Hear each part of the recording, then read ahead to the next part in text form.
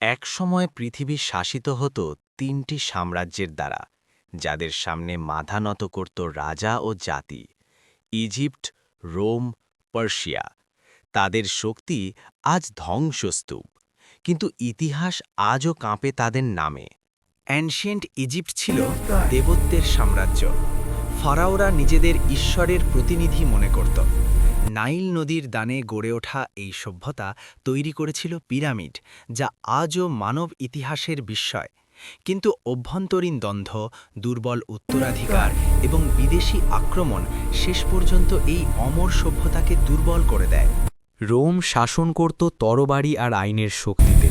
তাদের সেনাবাহিনী ছিল অজেয়, আইন ছিল কঠোর, আর শাসন ব্যবস্থা ছিল যুগের চেয়ে এগিয়ে। কিন্তু বিলাসিতা, দুর্নীতি এবং অভ্যন্তরীণ ষড়যন্ত্র রোমের ভিতর থেকেই তাকে ধ্বংস করে দেয়। পার্সিয়ান এম্পায়ার ছিল ভিন্ন। তারা জয় করত কিন্তু ধ্বংস করত না। ধর্মীয় সহনশীলতা, ন্যায় বিচার আর উন্নত প্রশাসন পার্সিয়াকে বানিয়েছিল ইতিহাসের সবচেয়ে মানবিক সাম্রাজ্য। কিন্তু লাগাতার যুদ্ধ এবং আলেকজান্ডারের আক্রমণ এই বিশাল সাম্রাজ্যের ইতি টানে।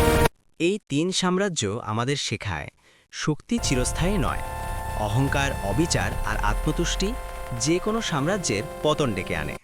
আজ তারা ধ্বংসস্তূপ, কিন্তু তাদের শিক্ষা আজও জীবন্ত। আমি পারভেজ কামাল, টাচ হিস্ট্রি।